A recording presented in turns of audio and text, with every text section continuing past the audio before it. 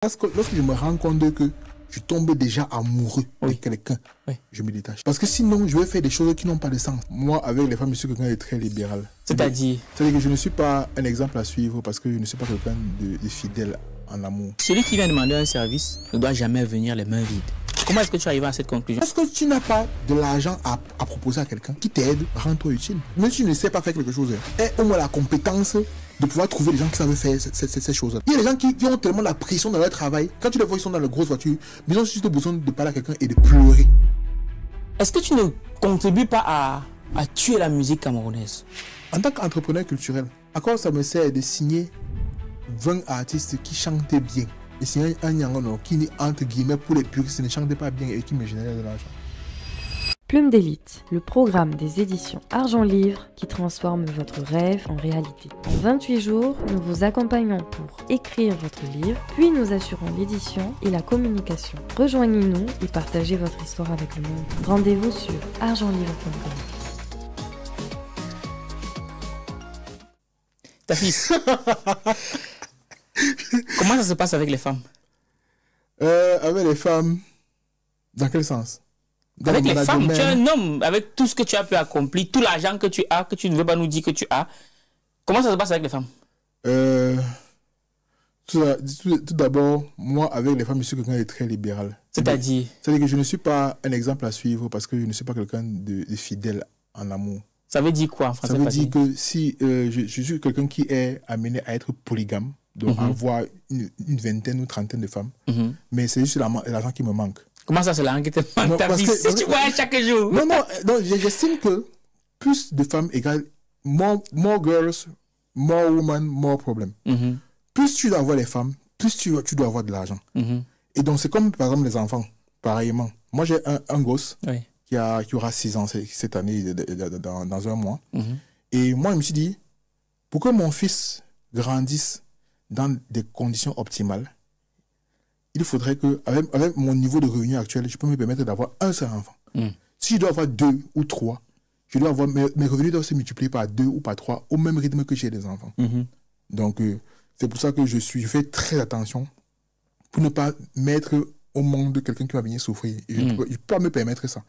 Et donc, c'est pareil aussi avec les femmes où j'estime avoir la lucidité ou la moralité. Moi, je ne veux pas dire la moralité, mais le franc-parler pour leur dire que je ne suis pas quelqu'un de fidèle. Donc, si je tombe amoureux de moi, sache que mon cœur ne va pas t'appartenir tout seul. Si tu ne peux pas supporter, mieux tu m'esquives. Un peu non.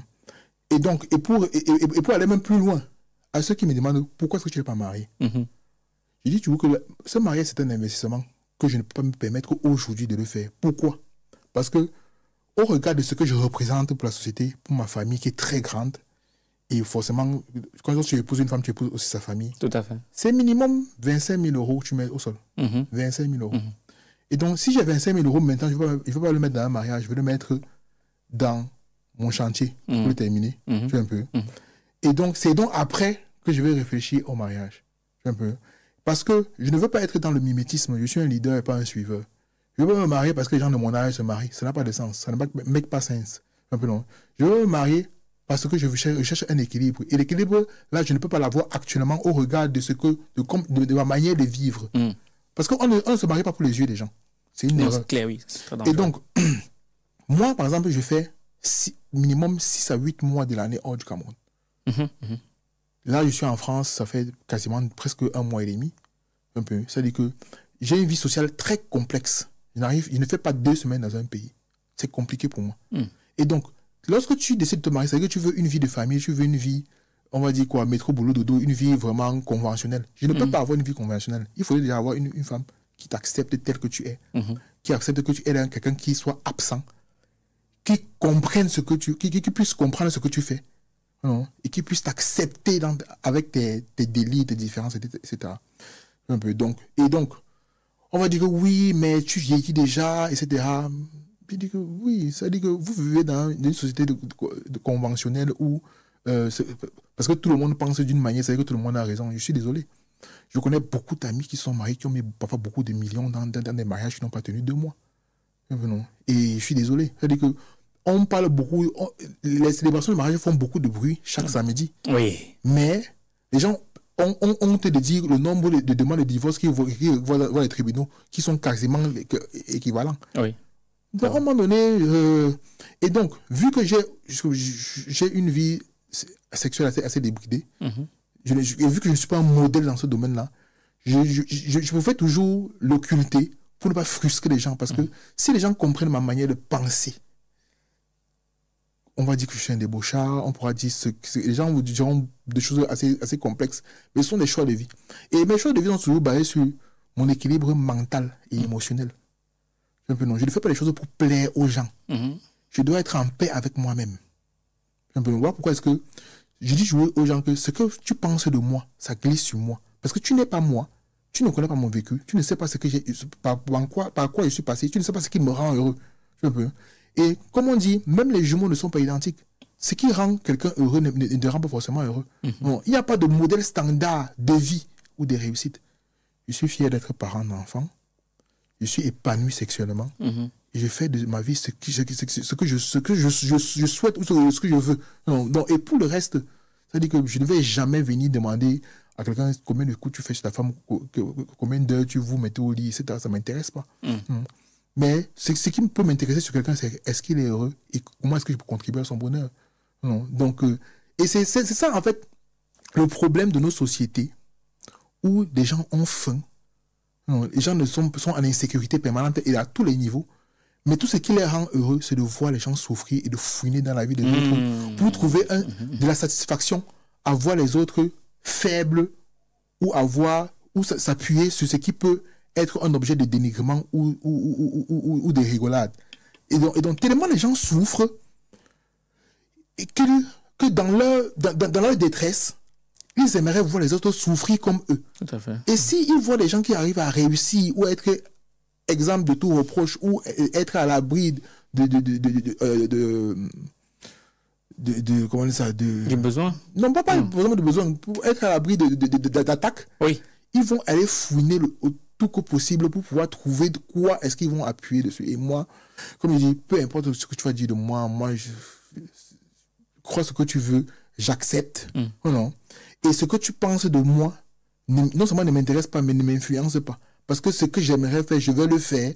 Non, et tu ne pourras pas m'arrêter. Mais lorsque j'entends tes prises de parole, même en lisant ton livre aussi, parce que peut-être vous ne le savez pas, mais ta fille est auteur de 5 livres. J'ai eu le plaisir d'en lire un, les mémoires de manager, bref, on en reparlera tout à l'heure.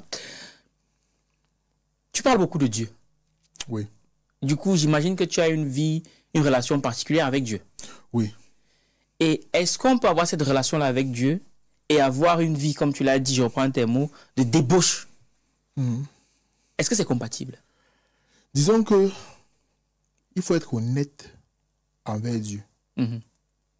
Dieu te connaissait avant que tu ne sois dans le ventre de ta mère. Donc il savait que tu devais être quelqu'un d'imparfait. On dit tous sont péchés, sont privés de la gloire de Dieu. Dieu le dit lui-même. Nous sommes tous pécheurs. Et pour un pécheur, si tu ne reconnais pas que tu es pécheur, on dit que je reconnais que j'ai péché en pensée, à parole, par action et même par omission. Oui, j'ai péché. Donc si tu ne reconnais pas de toi-même que tu es pécheur, on ne peut pas te sauver. C'est comme quand tu es malade. Si tu ne reconnais pas que tu es malade, comment est-ce que le médecin va t'aider à te soigner? Il faudrait que les gens arrêtent d'être hypocrites pour les médias, pour la télé, pour les gens. Il faudrait qu'ils acceptent que non, j'ai des problèmes. Non, je ne suis pas parfait.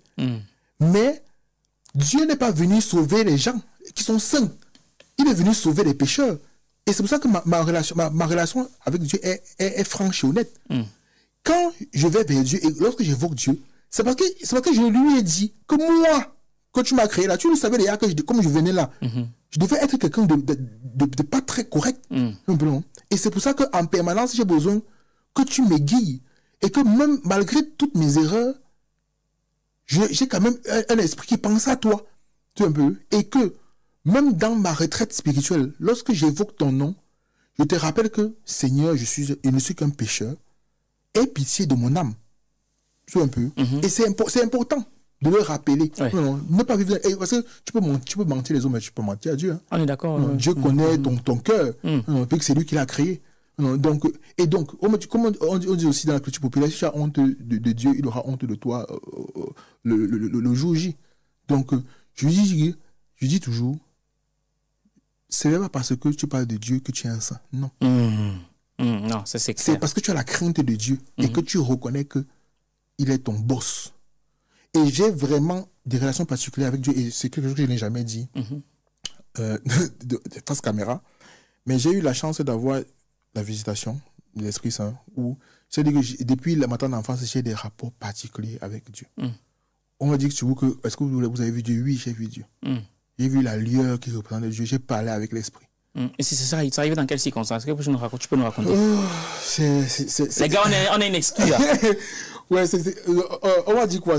Avant que tu ne poursuives, mon challenge pour faire cette émission, puisque tu as fait beaucoup d'émissions, c'était de réussir à te poser des questions qu'on ne t'a jamais posées. Donc je crois que là, je tiens quelque chose.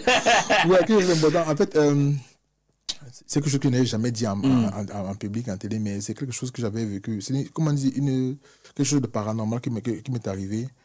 Lorsque j'étais petit, j'avais l'âge de 5-6 ans. J'étais endormi sur un lit en étage avec mon frère, mon grand frère, autour de 2-3 heures. Et je me rappelle des détails, même des heures. Comme c'était hier, quoi. Oui, donc, non pas comme c'était hier, mais c'est comme si c'est des trucs qui sont imprimés dans mon cerveau.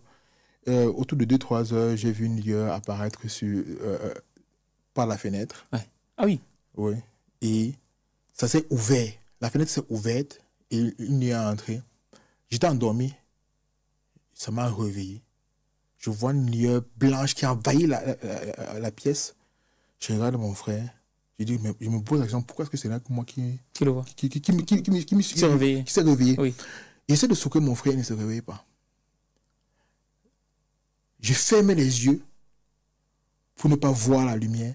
Mais tu fermes tes yeux, mais on dirait que même étant tes yeux fermés physiquement, tu arrives toujours à voir la lumière blanche, comme si tes yeux étaient grandement ouverts. Et là depuis ce jour-là, ma vie a totalement changé. J'ai commencé à comprendre des choses, à voir des choses extraordinaires.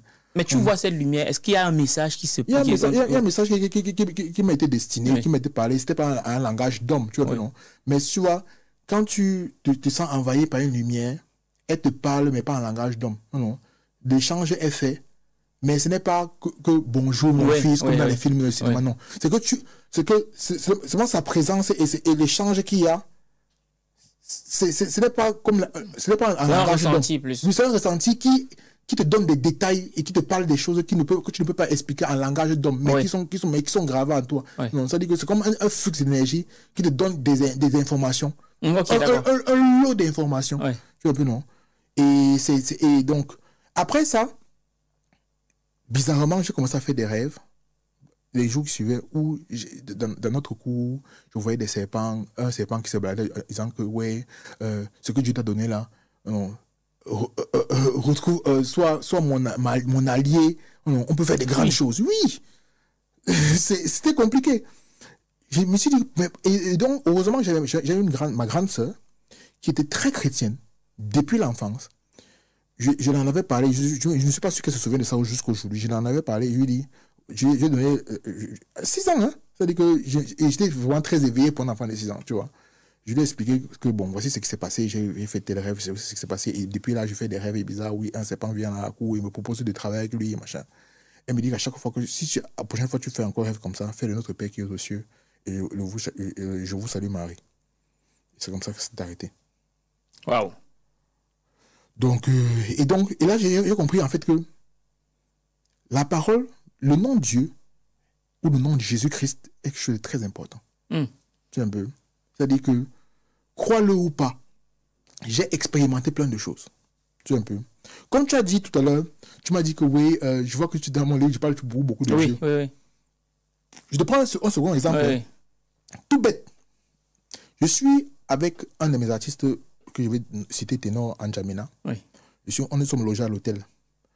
Comme j'aime être dans la contemplation.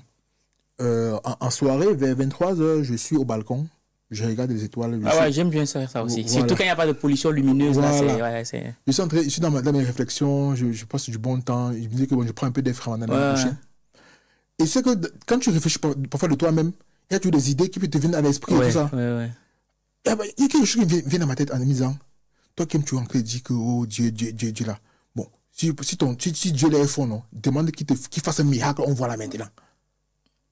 Après, dans ma tête, je me dis, ok, à quel moment je commence à penser à ce choses, parce que je veux mettre Dieu en défi, un genre. Après, dans mon cœur, ça m'a dit que Seigneur, ce genre de mauvais esprit, ce n'est pas de moi. Je suis pas en train de te mettre en défi et je ne veux pas que tu me montres un miracle quelconque parce que ma vie en elle-même est déjà un miracle. Vivre, respirer, se lever le matin est déjà un miracle. Donc, vraiment, du Seigneur, si c'est vraiment, ça vient de moi, vraiment, je demande pardon. Tu sais ce qui s'est passé à l'instant T? J'ai vu 3 étoiles, tu vois, 3 étoiles filantes et équidistantes passer à travers le ciel. Les gens voient souvent une étoile, j'en ai vu 3 et qui descendent passer comme ça. Et c'est quoi dire quoi les miraculeux? Qu'est-ce que ça traduit pour toi? Ça dit que, en se disant que mon esprit demandait quelque chose d'extraordinaire pour challenger, pour montrer que bon, que un signe, non? Ouais. Ah, ok, d'accord. Oui, que faire un signe pour que. Et donc là, j'ai vu 3 étoiles filantes qui ont traversé le ciel. En général, les gens parlent de. Oui, c'est une en général. Il y a encore il faut la voir. Voilà. Et là, j'ai vu 3. J'ai eu une chair de poule qui m'a pris direct. Je me suis emballé dans la couverture. Non. J'ai dit que non. Que non. Que vous pensez que vraiment que vous faites des choses, vous pensez que Dieu n'est pas. Dieu est là. Il vous look seulement. Il vous regarde. Et là. C'est bizarre que tu en parles. Comme je te disais, non, tu n'as pas la gueule de l'emploi. Bref, je rappelle vite fait. Je ne t'ai même pas encore présenté, mais on va voir ça plus tard. Isidore Tameu. Et c'est que ton nom, j'ai du mal à le prononcer. Bon, au village, les grands-mères m'appelaient Tam. Non, pas Tam. Il y a un autre nom. Foudir. Voilà, j'ai du mal à le prononcer. Après, n'est-ce pas, dans la prononciation à langue Gomala, de Baham, d'où mes parents sont originaires, on dit Tam. Foudir et Sido. Ah, ok, oui. Ok, d'accord. Ouais, Tam, Foudir. Mais francisé, on dit Tam, Foudir. Ah, voilà. Okay. On dit Fédier parce que c'est le PF, Fédier Isidore. Donc Tam veut dire le père de quelqu'un. Donc littéralement, c'est traduit, ça veut dire le père de quelqu'un. Mais en général, on dit que c'est le père de la communauté, le père rassembleur, le père des gens. Okay, voilà. Donc en général, les Tam, ce sont des gens qu'on considère comme des pères rassembleurs, des gens qui sont à tête des communautés, qui lorsqu'il y a un palabre, c'est eux qui savent réunir les gens. Dis-moi, tu portes bien ton nom alors. Oui, je pense que. Tu le portes bien. Et je le tiens du père de ma mère.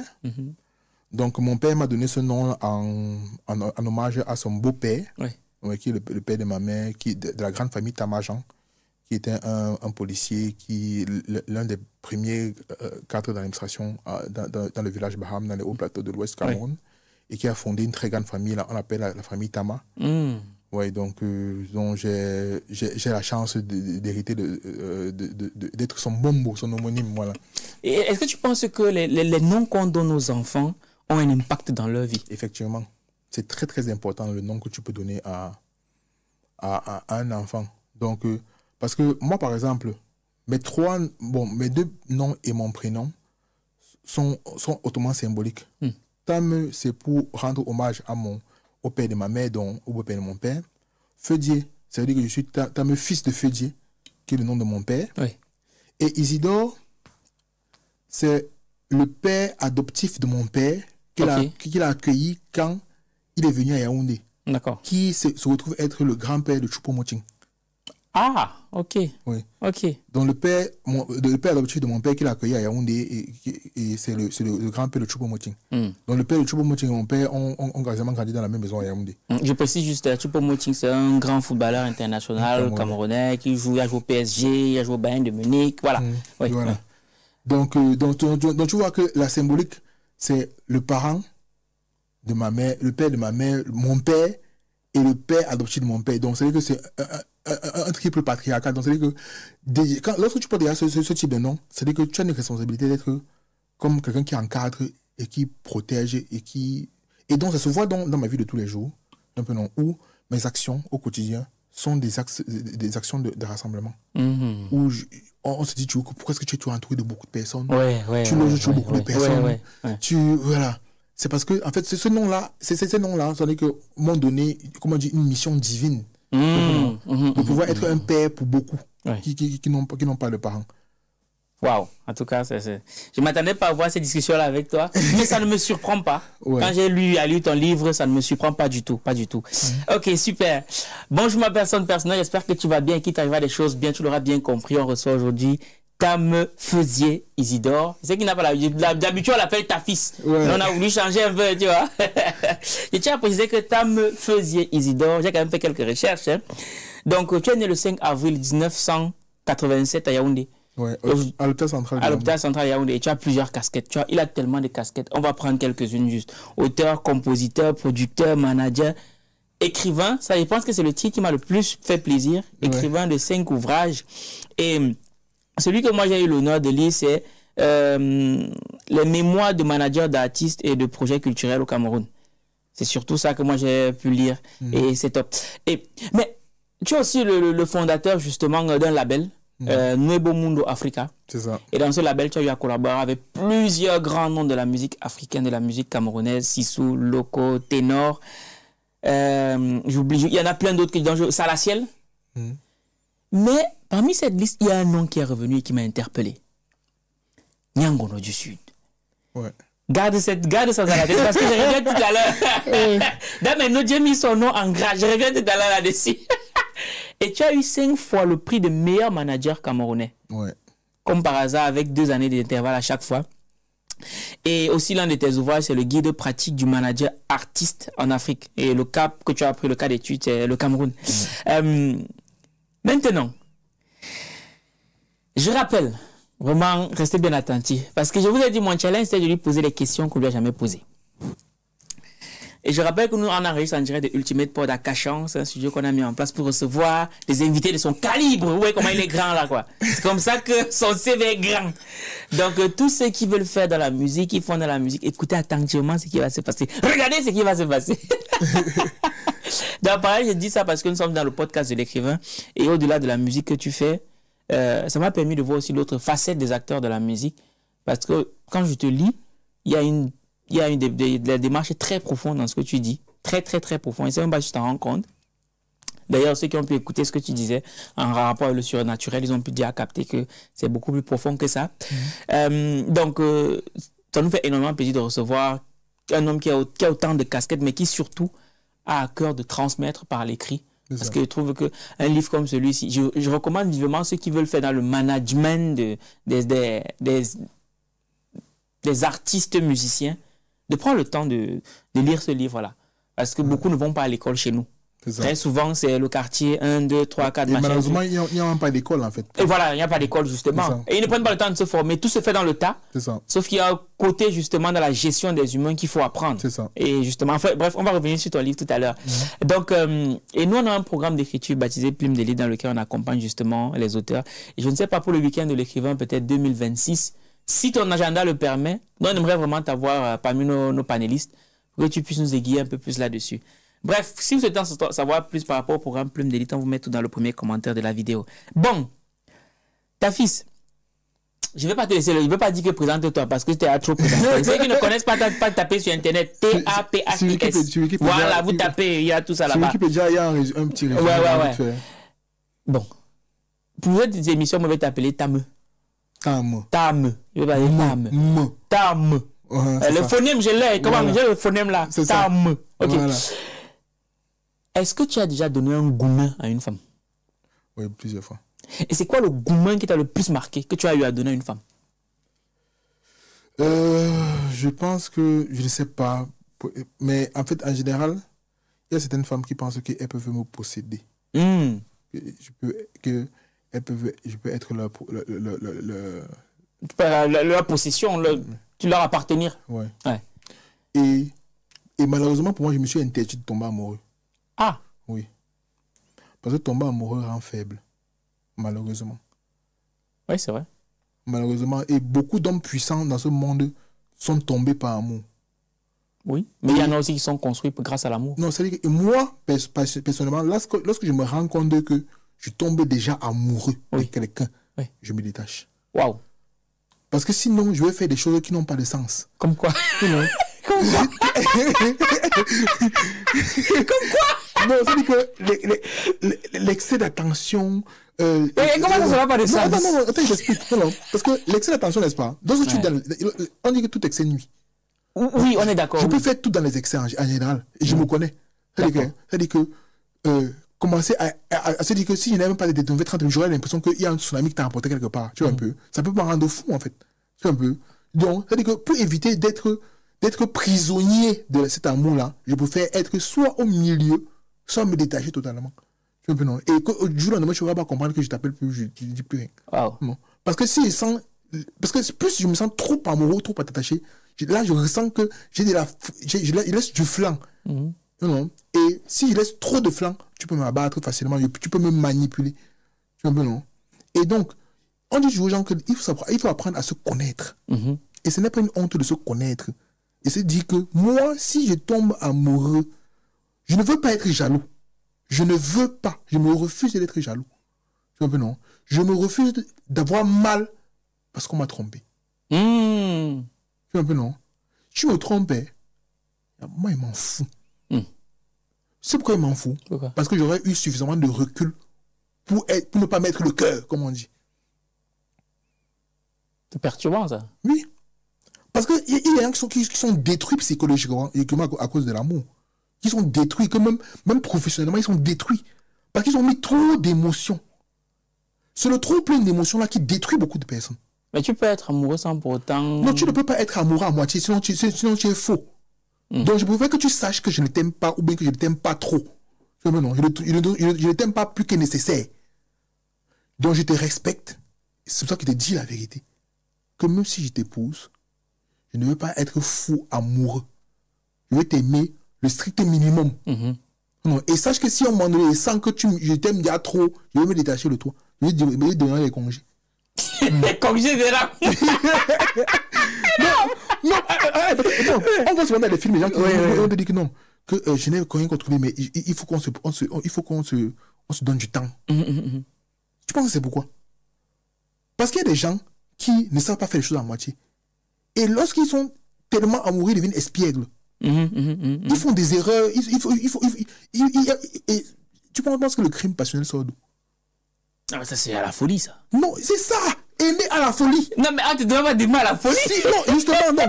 Et donc, pour éviter d'aimer à la folie, il faut avoir du recul. Mais ça vient d'où, ça? C'est ce fait que... C'est l'expérience. Par exemple, de nos parents m'américains. À l'Ouest Cameroun. Tu as vu nos grands-pères faire des bisous à la femme? Non, mais c'est pas pudeur. Non, moi, c'est pas à pudeur, mais parce qu'ils savaient faire la part des choses. Ils savaient aimer. L'amour, c'est dans les gestes. Oui. Non.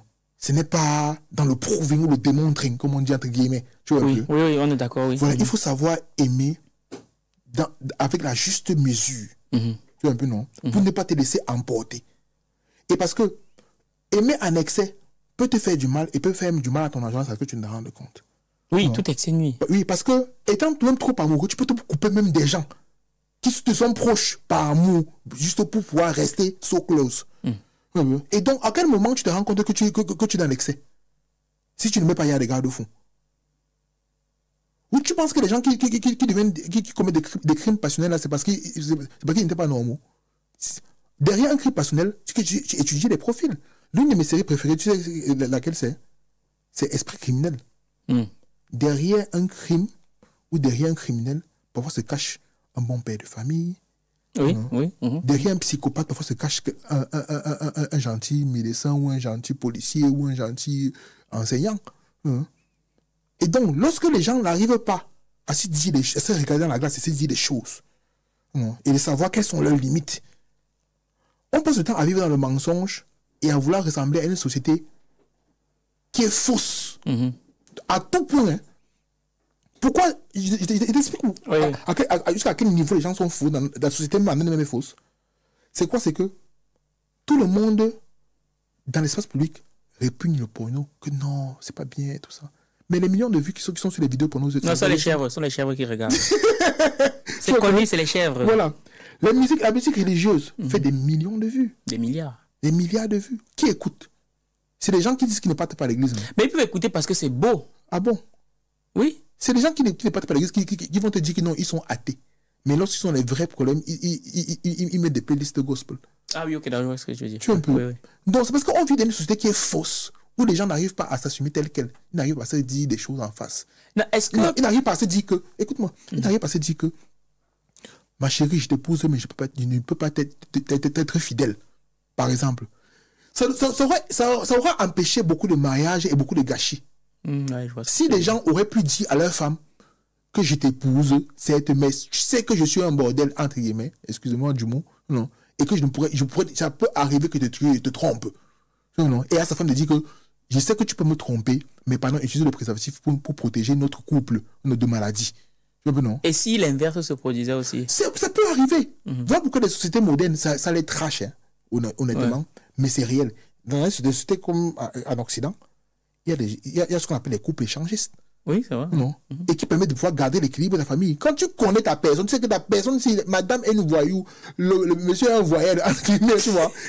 Chacun, on s'étudie, on se comprend. On se dit que non, ici, là, non. Comme tu connais que, bon, non, je vais aller regarder dehors, toi tu vas aller regarder dehors, on fait comme ça, ou bien même. Donc, je veux pas entrer trop dans les détails, sinon ça va faire trop crash. Non, vas-y, on est là, t'inquiète pas. En tout cas, je sais que en général, ceux qui regardent nos podcasts sont éduqués. Vas-y, tu vois, les gens vont te dire, par exemple, que des couples vont te dire que, bon, ok, on fait un plan à 3, on invite quelqu'un qui va venir, et moi je vais te regarder, te faire. Voilà. Ça arrive.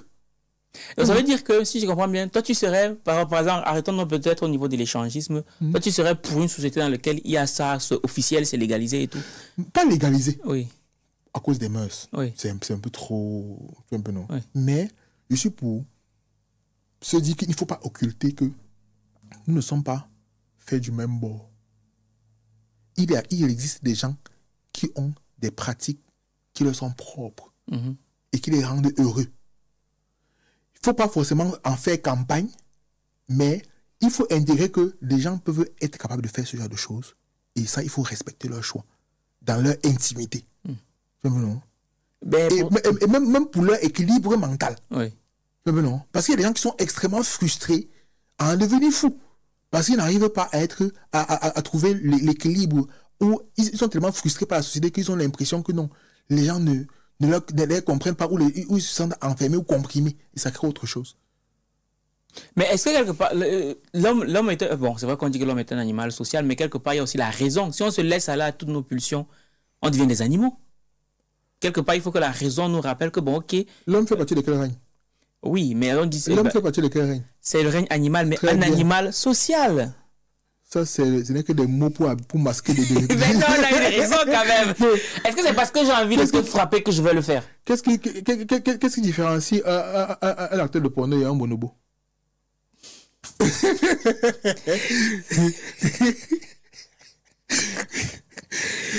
Bon, je vais dire... Bon, je ne le suis pas, mais qu'est-ce qui différencie? J'ai envie de dire que, ben... Il y a, si sa partenaire ne veut pas, il ne le fait pas. Bon, maintenant, prends le cas, par exemple, c'est cliniquement prouvé, les gens qui sont les nymphomanes. Oui. Tu fais comment d'eux? Non, mais ça, c'est un cas particulier. Dans toute règle, il y a une exception. Voilà. Qu'est-ce qu'on fait dans des cas particuliers? Mais on gère de manière particulière. C'est de ça que je parle donc. Non, c'est-à-dire qu'il ne faut pas donc faire des cas généraux sans oublier qu'il y a des cas particuliers qui existent et qui ont besoin aussi d'exister et de vivre. Mais est-ce qu'on les empêche de vivre? Le regard d'autrui nous frustre, nous juge. C'est dans la philosophie qu'on apprend ça en terminale. Oui, c'est humain, non? C'est humain. Et c'est pas forcément mauvais de juger. Oui, mais en général, ceux qui jugent sont ceux qui font un pire. C'est ça le drame. Ceux qui se positionnent en héros, pour ceux qui veulent juger les autres, ce sont ceux en général qui ne sont pas forcément les gens parfaits, mais il y a quelque chose de très vrai qu'on devrait savoir, c'est quoi? C'est que c'est comme ceux-là qui sont tués lorsqu'il y a des nuls qui circulent sur Internet, qui ont fuité de quelqu'un. Tu vois des gens qui vont s'ériger en donneurs de leçons. Oubliant que ceux qui sont le plus virulents sont ceux qui eux-mêmes ont des vidéos pareilles, mais qui n'ont pas encore fuité. Tu vois un peu. Et je connais beaucoup dans ces gars qui ont été très virulents vis-à-vis de d'autres personnes à cause de fuites de vidéos intimes et qui, du jour au lendemain, sont aussi passés à la caisse. À un moment donné, je pense qu'on devrait apprendre à vivre en respectant les gens et leurs choix. Et qu'on dit tant que le choix de quelqu'un n'empiète pas sur ton bonheur et sur ton périmètre 50, laisse les gens. Il faut le... C'est aussi ça la tolérance. Voilà. C'est aussi ça la tolérance. Bah, est-ce que toi, tu as déjà été victime d'un goût? Est-ce que tu as tombé amoureux? En réalité, non. Oui. En réalité. Ouais. En vérité, je vais te le dire. À l'époque que je suis tombé amoureux, c'était... je faisais la classe de 3e. C'était en l'an 2000, il y a 25 ans. Qu'est-ce qui s'est passé? Est-ce que tu peux nous raconter un peu l'histoire? Je savais que cette affaire de m'interdire de tomber amoureux, là, il y avait un truc derrière. Qu'est-ce qui s'est passé? Je pense que c'était l'une des... en 3e, je suis tombé amoureux d'une camarade de classe. Ouais. Trop belle. Elles sont toujours très belles, hein, en 3e. Oui, donc ça veut dire que c'était la première fois que j'ai découvert ce qu'on appelait tomber amoureux. Ouais.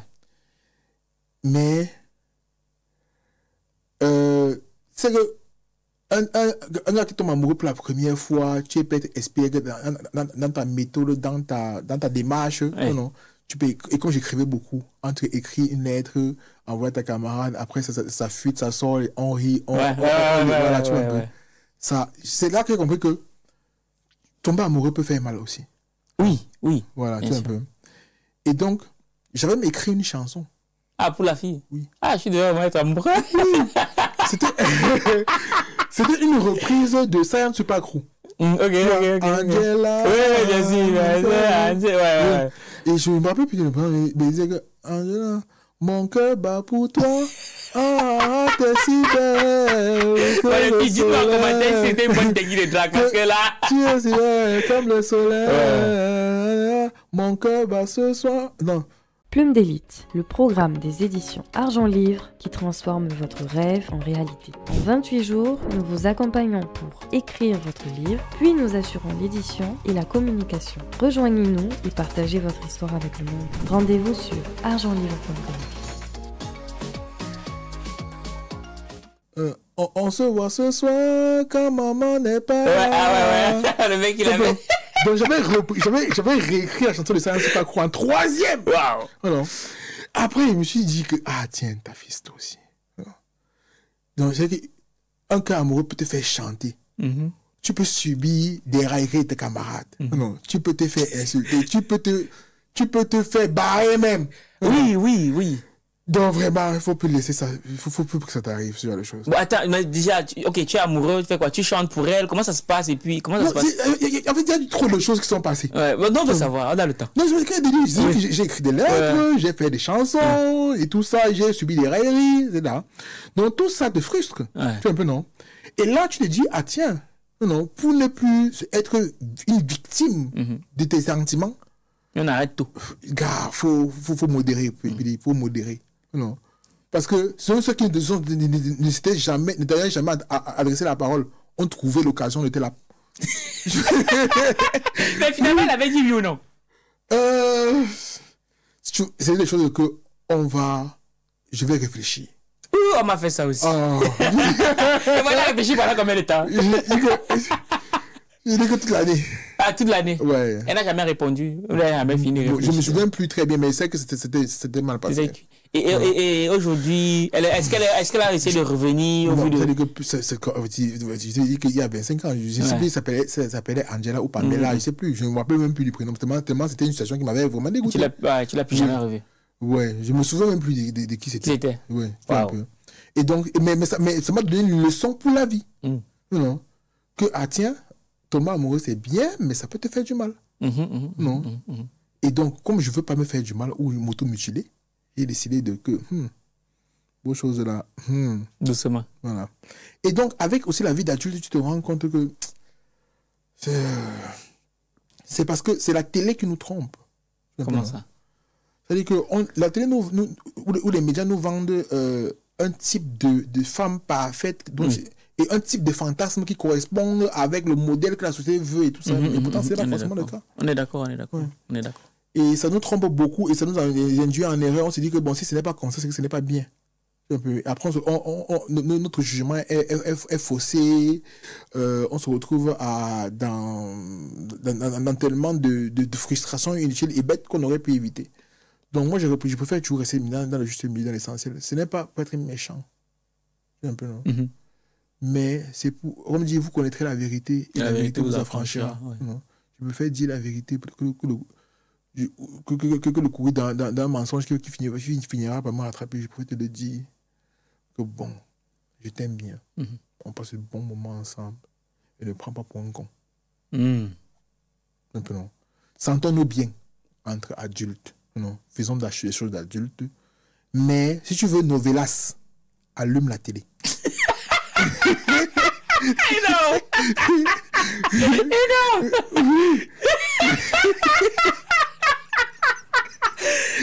Ça c'est trop fort. Oui, c'est tout. Parce qu'il faut savoir faire le distinguo ou la limite entre la fiction et la réalité. Non. Et moi, je suis dans le réel. C'est un peu non. Et donc, et si je prends ces décisions aujourd'hui, c'est parce que j'ai lié à un parcours. Un peu. Ouais. Je connais des voisins fous, je connais un commissaire fou amoureux qui avait une belle petite famille. Lorsque ses enfants ont atteint la vingtaine, il avait fait test ADN, il s'est rendu compte que sur ses 5 enfants, il n'avait qu'un seul enfant. Un peu non. Ce genre de conneries qui te rendent fragile et qui peuvent briser un homme. Oui. C'est un peu non. Donc je prends les choses avec tellement de hauteur et de pincettes, non, que je suis préparé à toute éventualité. C'est un peu non. Je ne demande pas que j'en ai tombé amoureux. Mais se dit que on dit souvent que l'amour a aveugle là, non. Moi, ça m'a rendu borgne. Ouais. Ouais. Oui, ça m'a rendu borgne. Il y a toujours un œil ouvert. Toujours. Même si tu fermes l'œil et tu embrasses, oui, il y a toujours un œil ouvert. Mais pourtant, c'est paradoxal parce qu'à côté de ça, tu as managé, tu as produit des auteurs qui chantent tout le temps l'amour. Sissoul, Loco, Salaciel. C'est un peu paradoxal, quoi. Oui, parce que c'est que l'amour vend. Oui, c'est vrai.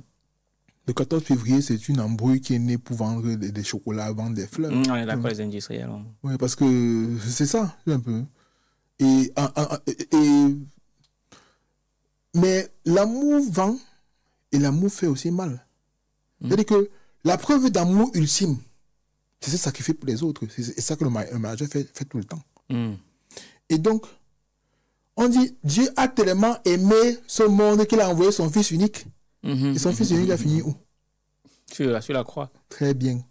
Pendu, cloué par qui? Par ceux qui venaient sauver, non?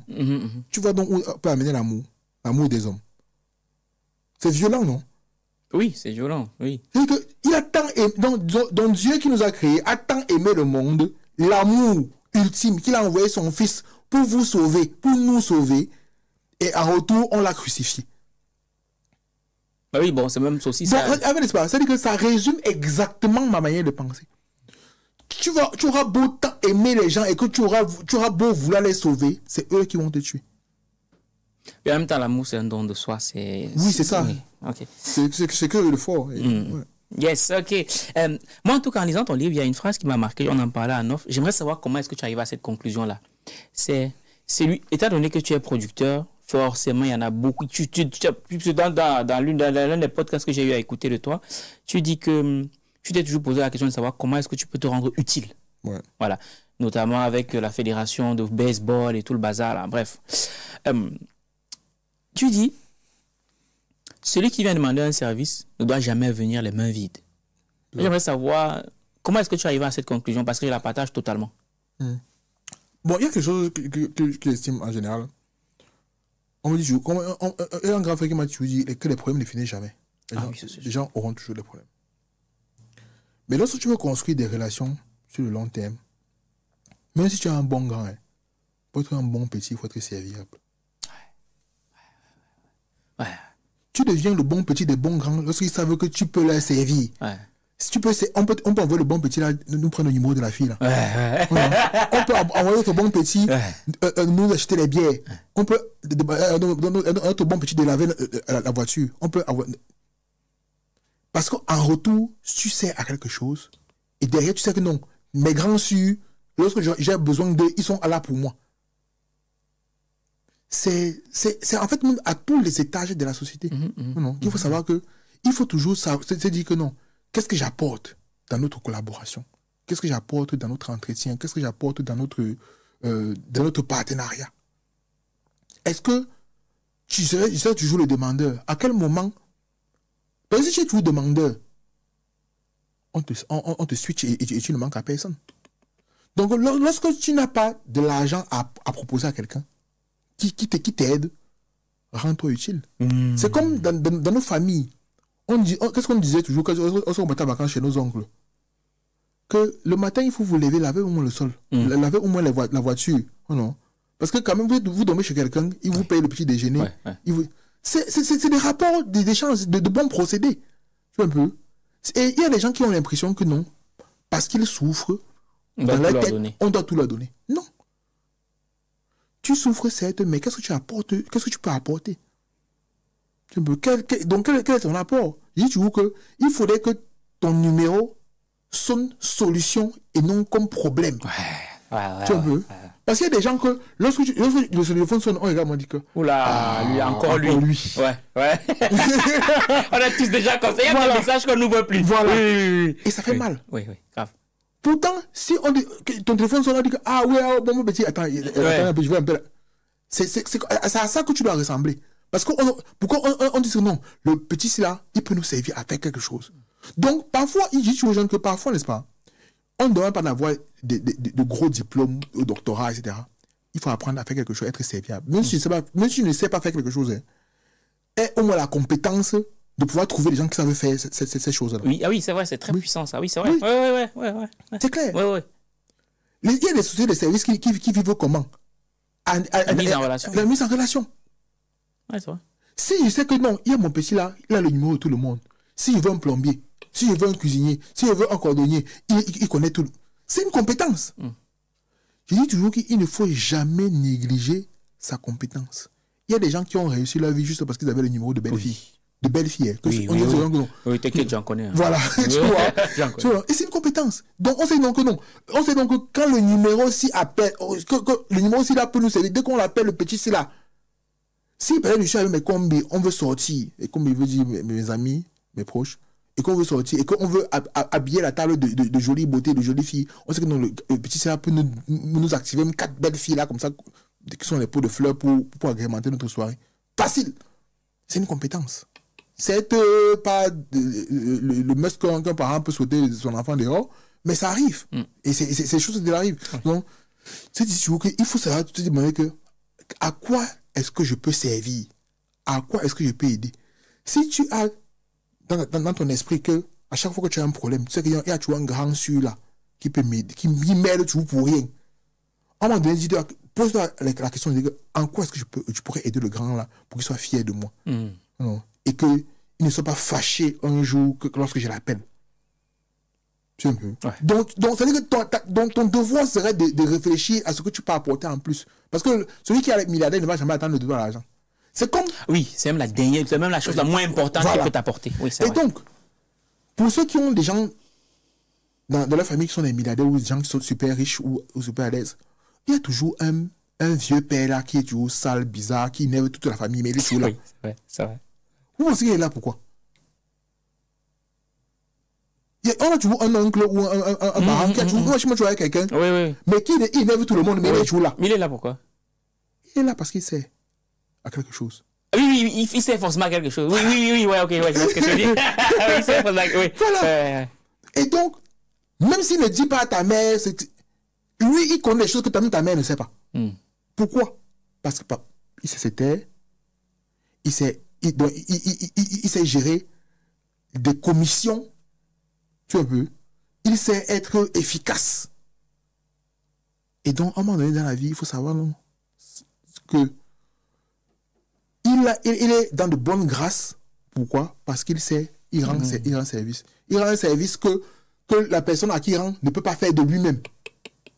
Voilà pourquoi est-ce que un ministre a un SP, un secrétaire particulier, oui, qui a toujours ses dossiers à la main. Toujours, oui. Et il sert à quelque chose. Voilà. Donc, en se disant donc que on doit se poser la question essentielle, en quoi est-ce que je peux servir? Donc, en allant demander le service au gars ici, qu'est-ce que je pourrais l'apporter en retour dont il a besoin? Non. Parce que ne jamais penser que parce que quelqu'un est à l'aise, qu'il a tout ce qu'il veut. Non, jamais, personne ne se suffit. Voilà. Personne ne se suffit. Personne. Donc, il y a même des gens pour qui ont tout, mais qui n'ont pas des gens à qui parler. Oui, bien sûr. Avec sincérité. Une oreille pour écouter Oui, ce une qu'ils vont oreille dire. pour- Oui, c'est vrai, c'est vrai. Il y a des gens qui ont tellement la pression dans leur travail. Quand tu les vois, ils sont dans la grosse voiture, mais ils ont juste besoin de parler à quelqu'un et de pleurer. Oui, c'est vrai. Et de pleurer, la personne le voit pleurer comme ça. Après, la personne se ressaisit, il aide à le ressaisir. Le chiffre un peu, le jour, c'est bon. Ouais, c'est bon. Oui, c'est vrai, c'est très, très vrai. Ça aide. C'est pour ça que les gens, par exemple, voient les psys. Oui, parce que des fois, le psy, il fait rien. Oui, Il t'écoute juste. Oui. Et en réalité, donc, il y a des gens qui ont parfois besoin de quelqu'un à qui parler de tout et de rien. De parler même de son intimité qu'il ne peut même pas dire à sa femme. Mais tu sais, c'est ce que tu dis là, ça me fait rigoler. Tu sais pourquoi? Parce qu'un jour, j'étais avec une femme très influente, je ne peux pas citer son nom. Et son téléphone, à un moment donné, a sonné. Bon, elle était tellement à l'aise. Et elle a commencé à faire le congrès au téléphone avec sa copine. Mais des trucs de quartier, hein, mais vraiment comme au quartier, quoi. Et bref, moi, ça a décomplexifié plein de choses. Oui. Non, parce que ce sont des êtres humains bien sûr. qui ont des besoins, qui ont besoin de rire, qui ont besoin d'attention, qui ont besoin d'affection, qui ont besoin des gens avec qui ils parlent. Et il y a des vies qui ont été sauvées juste à travers le dialogue et l'amitié. Il y a des gens qui se suicident juste parce qu'ils n'ont pas la vie. Bien sûr. Oui, bien sûr. L'être humain n'est pas fait pour être seul. C'est ça. Bien sûr, un animal social, comme tu disais. Oui, un animal social. Voilà. Et fort de cette expérience-là, moi, la chose qui m'intéresse toujours, au vu de tout ce que tu as pu faire, j'espère que tu feras plus. Quelle est la personne la plus influente avec qui tu es en contact en ce moment? Est-ce que tu veux nous donner son nom? Influente dans quel domaine? Peu importe. Je te laisse libre recours. Ça peut être dans la musique, ça peut être dans le sport, ça peut être dans la politique, peu importe. En fait, je suis en contact avec beaucoup de personnes influentes à travers le monde et dans plusieurs domaines. Mais ces personnes-là demandent souvent beaucoup trop de discrétion. Ok, d'accord. Ce sont des grosses fortunes, ce sont des hommes politiques de très haut rang. Bon, on ne donne pas le nom, mais si tu peux décrire. Qu'est-ce que cette personne a accompli, ou bien au niveau peut-être sa fortune, ou je ne sais pas trop. Est-ce que c'est un président? Est-ce que tu es en contact avec des présidents? Chef d'État, il préfère dire. L'entourage, les entourages des chefs d'État. Et la question que je m'allais te poser, c'est en fait, comment tu as fait pour entrer en relation avec eux? C'est pour ça que je voulais une personne pour que tu nous racontes vraiment comment tu as fait. Disons uniquement soit mes compétences, soit ma manière d'être. Tu vois un peu.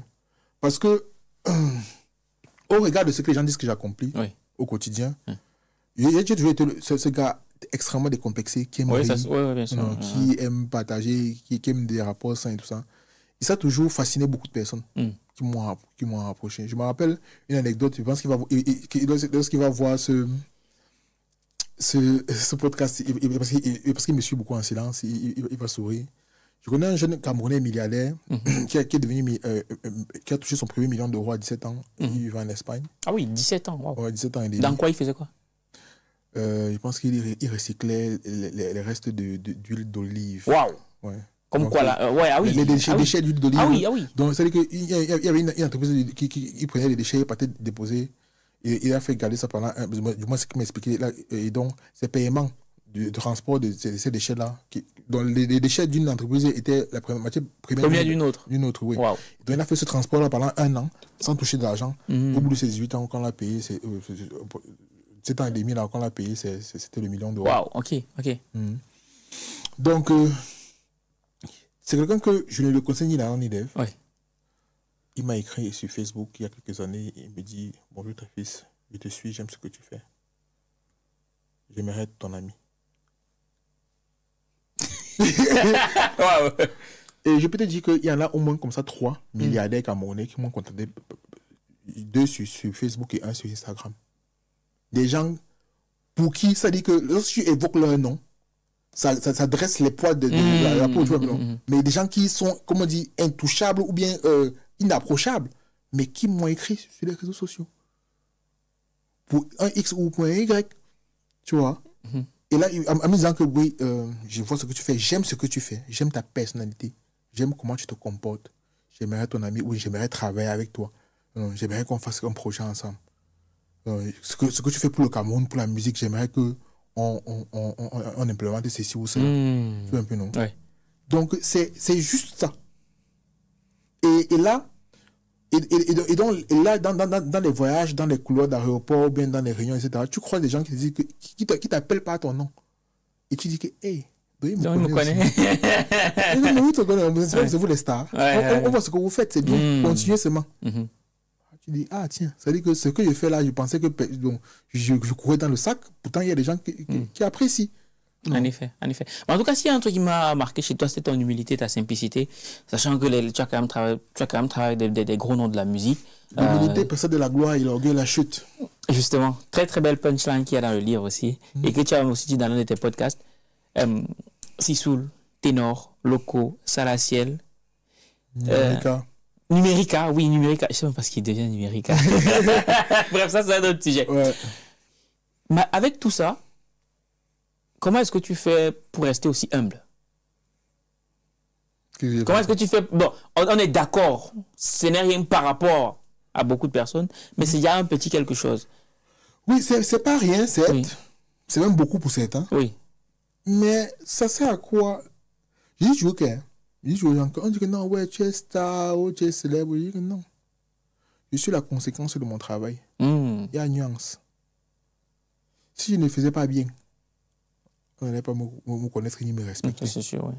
Donc, si on me connaît aujourd'hui, c'est d'abord essentiellement par mon travail. Donc, ça me met plus de pression de travailler encore plus. Parce que je suis même pas satisfait de ce que tu produis. Ok, parfait. De ce que je fais. Oui. Donc, et si je tente d'oser, si moi, c'est parce que j'ai fait Sisoul, ténor, salaciel, oui, d'accord. Celui qui m'a fait Beyoncé, ou Felipe va faire comment? Il va se placer sur la lune. Non, il faut apprendre à être humble, mon frère. Non, oui, c'est vrai, tu as fait 5-6 A-listes camerounais et panafricains, oui, d'accord. Mais c'est pas... Tu n'es pas non plus Napoléon, tu vois. Oui, ça veut dire qu'il faut apprendre à chill down et faire des classes. Moi, j'ai trop de choses à faire, j'ai trop de retard. Tu vois, non? Et donc, chaque matin, quand il me lève, quand il me couche parfois à 5 h du matin, boum, à 9 h et tout, je me dis que c'est incroyable que je puisse être aussi bête et lent. Ceux qui ont réussi à faire plein de choses, ils sont quoi? Ils sont des extraterrestres. Qu'est-ce qui m'arrive? Il y a des jours où je me demande, même cette semaine, je me dis, mais qu'est-ce qui m'arrive? Pourquoi je suis aussi con? Comment je n'arrive pas à faire 2 millions d'euros? Ouais. Non? Ouais. Il y a des gens dans ce monde qui font des millions d'euros dans la musique. Pas qu'un seul million. Oui, des millions. Et donc, si je n'arrive pas à le faire, ouais. des millions d'euros l'année, ça veut dire que je suis bête. En fait, c'est parce que je te compare à des gens qui font. Ok. Oui. D'accord. Parce qu'aujourd'hui, si je t'affiche celui qui a peut-être tous les squares à Yaoundé, d'accord, qui a en Afrique, au Cameroun, en Afrique centrale, en Afrique francophone, d'accord. Mais maintenant, j'ai passé la première division, deuxième division, troisième. Il est temps de passer en Champions League et passer le cap de la Coupe du Monde. Un peu, non? Mes égos font des centaines de milliers d'euros chaque mois. Donc, je vais me contacter de 1500 euros, 2000 euros qu'il faut au pays. Pourquoi? Quand on est fort, on se compare avec les forts, on se compare avec les médiocres. Ouais, c'est vrai. Oui. C'est vrai. Hélas. Oui, c'est ça. Hélas. C'est ça. Donc, c'est ça qu'aujourd'hui, je me considère comme on dit, au pays des aveugles. Oui, je me trouve être un privilégié qui a réussi à tirer son épingle de jeu, mais qui est en train de quitter la maternelle pour le primaire, en espérant être à l'université. Oui, en effet. Oui. Et je vois que tu voyages beaucoup. Par exemple, je suis un peu tes statuts. Tu vois que tu es dans beaucoup d'événements à chaque fois, culturels et tout, ici en France. Et tu bouges beaucoup. Pourquoi? Tu cherches quoi dans ces événements? J'apprends. J'ai une boulimie du savoir. La semaine dernière, par exemple, j'étais à Libramont, au musée Celt. J'aime les musées. J'ai parcouru environ 30 musées à travers le monde.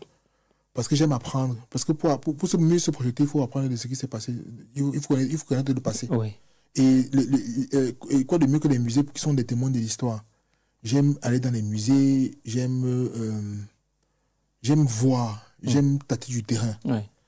Je préfère mieux voir, parce que le musée fait appel à tous les sens. Plus que le livre. Oui. Je préfère mieux aller à un musée que de lire un livre. Oui. Parce que le livre peut être tronqué même. Oui. Donc, mais par contre, le musée, parfois, c'est un mélange de plusieurs domaines scientifiques qui te rapprochent à peu près de la réalité. Tu vois un peu, non? Et tu peux te faire ta propre opinion de plein de choses. Et donc, par exemple, au musée Celt, ça m'a permis de pouvoir comprendre plein de choses sur la culture celte, sur les rapports avec l'Empire romain, de connaître comment la pratique, que ce soit en matière de consommation, d'habitation, de repas, de religion, et de comprendre qu'il y avait en matière de religion, par exemple, ou d'inhumation, ils sont très proches, par exemple, des peuples bantous. D'accord, ok. Et donc, tu comprends que peut-être qu'au niveau des migrations, il y a des rites qui ont parcouru le monde, tu vois. Ouais, ça me permet de pouvoir apprendre. Et j'aime beaucoup apprendre. J'aime beaucoup apprendre parce que je me dis, si les scientifiques disent que l'être humain utilise 7 à 10% de son cerveau, à quoi c'est le 90%? C'est pour remplir d'eau. Donc, ça veut dire que si mon cerveau a 90% de libre, il faut bien l'utiliser. Il faut bien que ça serve à quelque chose. Bien sûr. Et qu'est-ce que ça t'apporte, ça, dans ton boulot de producteur, de manager et tout? Donc, voilà. Dans mes voyages, je rencontre plein de personnes. Je vais beaucoup dans des salons professionnels. Là, j'étais par exemple au Mama Convention. C'est ma 3e fois d'y participer. Je rencontre des professionnels qui viennent à travers le monde, avec qui on échange des expériences, des bonnes pratiques. Et comme on dit, le monde est en constante évolution. C'est pour moi, ça me permet toujours d'être à la page de ce qui se fait de mieux. Comme par exemple, j'ai expliqué aux gens que j'étais au WOMEX en Espagne, il y a 2 ans, où il y avait des réflexions sur l'intelligence artificielle appliquée à la musique. C'était encore vu du côté du Cameroun comme étant quelque chose de lointain. D'accord? Il y a 2 ans, j'ai quitté le WOMEX avec la ferme intention de pouvoir m'approprier, parce que l'IA attaque mon domaine de compétences. Je me suis approprié l'IA avec une application IA qui m'a coûté environ $30. J'ai fait un album gospel. Ah oui. Avec un groupe virtuel de gospel. Non. Et ça m'a généré plus de 2000 €. Non. Oui. Et actuellement, c'est-à-dire que tellement l'album cartonne 1 an plus tard, que les gens ont l'impression que c'est un groupe de fous malades. Non. Oui. Attends, parce que là, ça va trop vite, là. Donc, ça veut dire qu'avec une IA que tu prends à 30 €, tu as généré une musique, un album de musique et que tu as mis sur les plateformes de streaming, et ça cartonne. Et ça cartonne. Waouh. Ça génère plus de 2000 €. Énorme. C'est extrêmement bluffant. En combien de temps? En moins de 2 heures. Non, mais j'ai dit les 2000 €, c'est en moins de combien de temps? En 1 an. Waouh. Mais dit que pour faire l'album, ça va 2 heures, oui, c'est. Et aussi, comme j'écris, étant auteur, j'écris moi-même les paroles. J'adapte en fonction. Oui, bien sûr. Oui. Et tu fais générer par l'IA et puis carton plein. Et là, tu te dis que bon, si je ne voyageais pas, je n'allais pas comprendre qu'il y a des réflexions qui sont faites au IA et comprendre qu'aujourd'hui, on te dit que 35% des artistes français utilisent l'IA dans leur processus créatif. Ce qui m'a permis donc l'année qui suivait de faire mon festival Yaoundé Musique Expo, où j'ai consacré l'édition à l'intelligence artificielle pour former les gens au pays. Parce que moi, je paye pour aller apprendre. Ouais. Mais lorsque je fais le YAMEX au Cameroun, il est gratuit, il est totalement gratuit. Les formations, les ateliers, les séminaires sont gratuits. Et les gens viennent? Les gens viennent. D'accord, ok. Mais les premiers conseillers ne viennent pas, pour la plupart. C'est qui les premiers? Les artistes? Les artistes. Okay, ouais. Les artistes, parce que ceux qui ont le plus... Ceux qui viennent à YAMEX ressortent toujours de là grandi. Là, il n'y a rien à faire. Un peu, et le temps me le prouve que c'est pas un coup d'épée dans l'eau, tu vois. On travaille vraiment. Ouais. Et donc, ce qu'on apprend ailleurs, on vient partager. Et si on n'apprenait pas, on devait partager quoi? C'est ça, oui. C'est ça. Donc, le but aussi, c'est de pouvoir apprendre, mais ne pas garder le savoir pour moi. Et vu que je sais aussi que... c'est le but de pouvoir aussi même multiplier les plateformes pour partager le savoir. Parce que, regarde, je fais le YAMEX. Je fais des podcasts comme celui-ci, où tu enseignes aux gens, et tu écris des livres. Et là, c'est comme on dit, le legacy. Oui, super important. C'est pour qu'au cas où on ne sait jamais, on ne sait ni le jour ni l'heure, qu'un jour vous allez vous rappeler que ta fille, ça veut dire que si tu peux apprendre, apprends. Parce que ton cerveau est à 90% d'espace vide dedans. Apprends. Ouais, c'est vrai. Et parce que je me suis inspiré d'une chose que ma mère m'avait dit. Un peu non. Même si on est dans un pays comme il est, si tu peux avoir le diplôme, et ton diplôme, parce qu'on ne sait jamais. Oui, toujours. Tu ne sais jamais où ça peut te servir un jour. Donc si tu peux à chaque fois arracher un diplôme, tu gardes. Tu gardes. Ça ne fait pas de mal. Voilà. Et ça dit que... Et aujourd'hui, grâce à mon parcours, j'arrive à être freelance. Je n'ai jamais travaillé pour quelqu'un, tu vois. C'est pour te dire que c'est parce que j'apprends tous les jours. Je développe des compétences. Aujourd'hui, lorsqu'on me parle d'ICC, je dis aux gens que j'ai 24 corps de métier spécialisés que je fais. Donc, dans 24 corps de métier, si tu as besoin de moi, je suis là. Et je suis calé. Et je peux avoir le statut de maître parce que j'ai fait, j'ai appliqué, ça a marché. Ah, c'est du lourd. C'est du lourd. Bon. Revenons sur le volet de la musique. Comme je disais tout à l'heure, garde bien le nom en tête, Nyangono du Sud. Oui. Est-ce que tu ne contribues pas à tuer la musique camerounaise? Tu appelles quoi la musique camerounaise?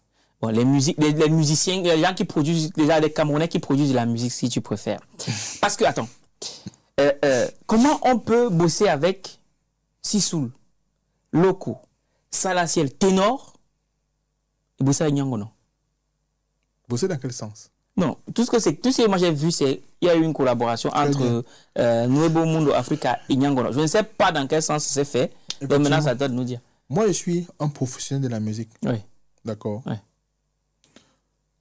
Là, on crée des projets pour pouvoir faire vivre l'homme. Oui. Derrière et pouvoir, comment on dit ça, respecter ou alors donner ce que les fans veulent. Je m'explique. Sissoul, c'est un chanteur de niche. Ténor, c'est un rappeur. Donc, il parle à une communauté rap. C'est comme Koda Sauté, doucement. Monsieur Tombola. C'est pour une niche précise. Ouais. Il est devenu mainstream, mais oui. C'est-à-dire que le peuple est faiseur de roi. Il faut faire très attention. C'est où beaucoup de gens, en général, se perdent. C'est que il faut sortir du conformisme. Où tout le monde doit faire les choses comme tu penses dans la tête. Tu n'es pas tout le monde. Tu n'es ni le père ni la mère de personne. Tu ne donnes à personne à manger. Donc les gens ont la liberté d'écouter ce qu'ils veulent et d'apprécier ce qu'ils veulent. Et même s'ils décident d'apprécier une semaine et après ils n'en veulent plus, c'est leur choix. On appelle ça la liberté d'expression. Ouais. Et donc on a tellement comprimé et opprimé les gens qui ont l'impression qu'ils doivent dire qu'ils aiment ou qu'ils n'aiment pas en fonction de ce que les autres aiment ou n'aiment pas. Donc ils ne vivent plus pour eux, ils vivent pour les autres. C'est très dangereux. Nyangono du Sud a généré des millions de vues. C'était des robots qui regardaient. C'était des Camerounais qui écoutaient et qui ont aimé. Et rien que pour ça, tu respectes ça. Est-ce qu'ils ont vraiment aimé ou alors elles ont, entre autres, forcé à aimer, entre autres? On ne force personne à aimer. Si tu aimes, si on forçait les gens à aimer, on ne les éviterait pas faire des concerts, on ne les éviterait pas en tournée européenne. Mais on dit souvent qu'à force de répéter, finalement... C'est le principe du marketing. Oui, justement, pour ça que je dis... Et donc, le principe du marketing, c'est quoi? C'est que on fait la promo pour vendre. Oui. Un peu. Et donc, en tant qu'entrepreneur culturel, à quoi ça me sert de signer 20 artistes qui chantaient bien? Et signer un Nyangono qui, entre guillemets, pour les puristes, ne chantait pas bien et qui me générait de l'argent. Est-ce que ton bailleur, où tu habites, n'est-ce pas, va te demander, quand il va attendre le virement de son loyer, tu vas dire que grand frère chantait bien, mais ce mois-ci, on va payer. C'est ça qui va payer ton loyer. À un moment donné, il faut que les gens se posent des questions essentielles. La musique doit faire vivre son homme. Et donc, c'est-à-dire que ce n'est pas pour demander les gens à tout le monde de venir, de faire de la musique mainstream ou de la musique mondaine ou de la musique du monde, tu vois, la musique du monde. Mais il faut apprendre à respecter l'art et la création, le processus créatif. Tu vois un peu. Aujourd'hui, quelqu'un peut dessiner son tableau, on considère que c'est des gribouillis. Demain, quelqu'un d'autre regarde, il dit que c'est une œuvre de maître. On appelle ça les goûts et les couleurs. Si tu n'aimes pas Nyangono du Sud, il y a des gens qui l'aiment. Et rien que pour ceux qui l'aiment, on a le droit de respecter ce qu'il fait. Parce que c'est quand même des heures en studio, c'est quand même de l'écriture, c'est quand même du coaching, c'est quand même de la DA, c'est quand même de l'électricité consommée. C'est quand même des logiciels utilisés. C'est quand même une compétence mise à contribution. C'est quand même... On ne peut pas d'une équipe d'au moins 15 personnes sur le processus créatif. Et même si pour toi, ce n'est pas agréable à l'oreille, c'est quand même agréable pour quelqu'un. Même si ça fait rire quelqu'un. Rien que si tu arrives à faire rire quelqu'un... Oui, c'est pas rien. C'est pas rien. C'est pas rien. Il y a de la réaction. Voilà, il y a de la réaction. Non, ce n'est pas rien. Et c'est ça aussi là. Non. On dit l'homme est ondulé et divers. Non.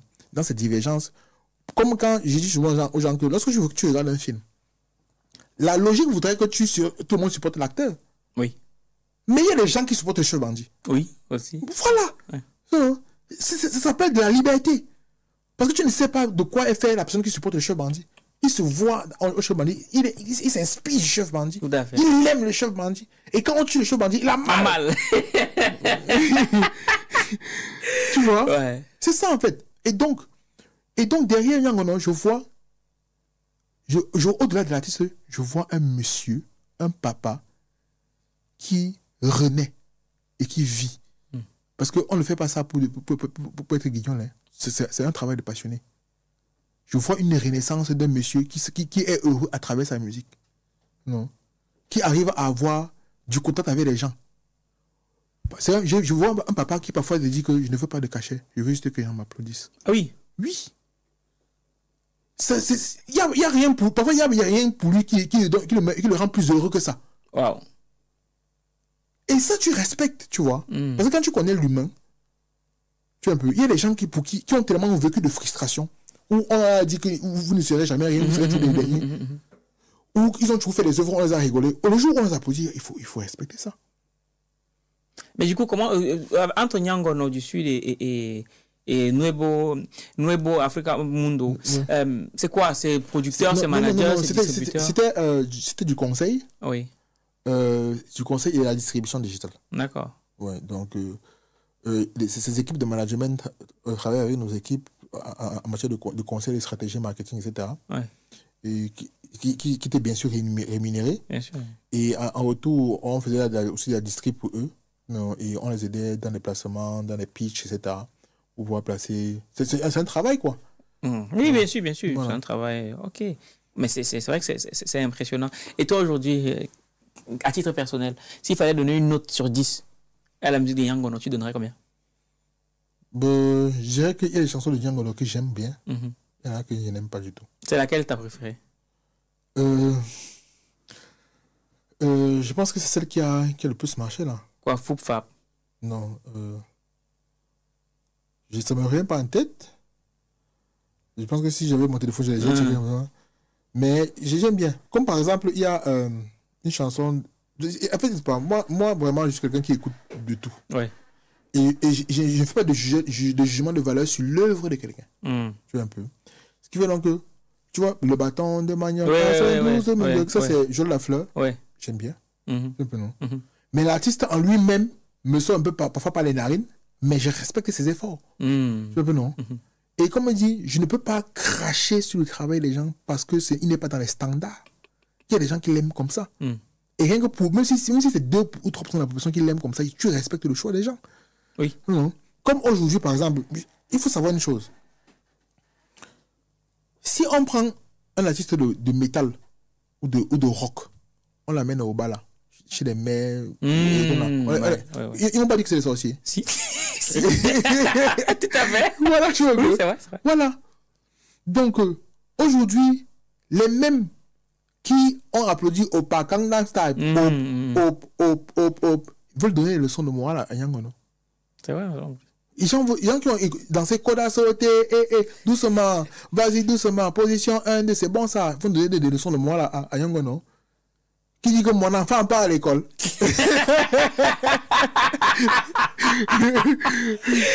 Il y a vraiment des gens qui payent pour écouter Yangono. Oui. Waouh. Mais ceux qui streament là, qui achètent des albums, qui vont en concert le voir et qui applaudissent, qui l'encouragent. Ouais. Et c'est quoi ta réaction lorsque tu découvres Yangono? Comment tu réagis? Comment tu t'expliques? Je me suis dit, j'aimerais un peu voir la tête de ces enfants. Oui, parce que je me suis dit, gars, si c'était mon père, gars, je sais pas comment est-ce que j'aurais réagi, je sais pas, tu vois.